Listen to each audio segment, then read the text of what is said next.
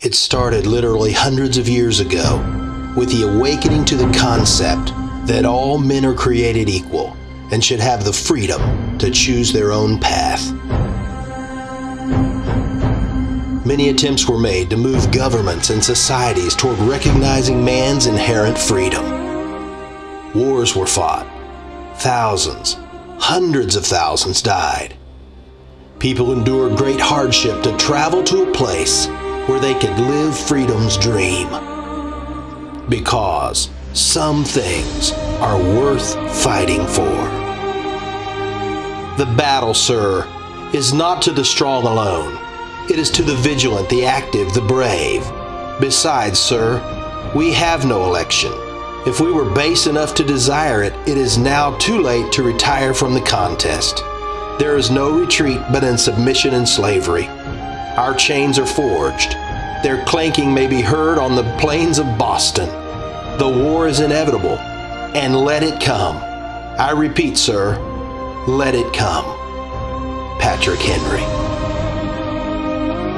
I cannot omit the occasion to congratulate you and my country on the success of the experiment, nor to repeat my fervent supplications to the supreme ruler of the universe and sovereign arbiter of nations, that his providential care may still be extended to the United States, that the virtue and happiness of the people may be preserved, and that the government which they have instituted for the protection of their liberties may be perpetual. George Washington, during his final annual message to Congress, December 7th, 1796. And now, for at least the past 100 years, precious freedoms which were so hard won have been gradually eroded by a progressive radical agenda aimed at turning the hearts of our people away from American exceptionalism, self-reliance, hard work, freedom, and independence.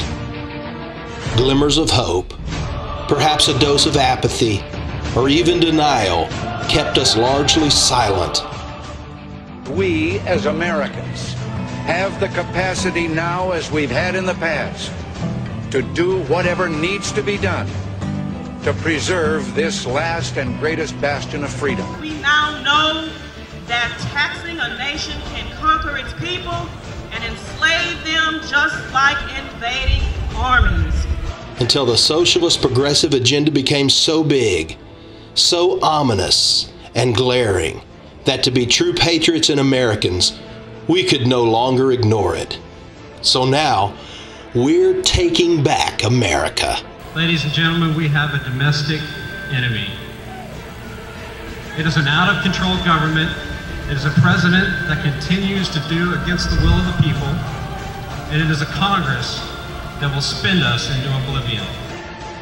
A grassroots movement. Government needs to get out of our lives. We want our country back. I want my country back. For such a time as this. We're sick and tired of what's going on. A groundswell of public outrage. Government, fiscal responsibility. A people's reform movement, like unto the Protestant Reformation or the Great Awakening. The students that we want to come and bring light to the teachers. With Paul Revere-like urgency, pounding the pavement, knocking on doors, rallying, readying for the social battle of our lifetime. Hear our battle cry. Our nation is worth fighting for. We have joined the Patriot Reformation. We are school teachers, doctors, lawyers, homemakers, moms, dads, all nationalities, various religions, and denominations. We've had a bellyful of radical socialists acting as if and thinking they are smugly superior to the dreams of the founders, the Constitution, and the will of the people. We are the Southeast Texas Tea Party.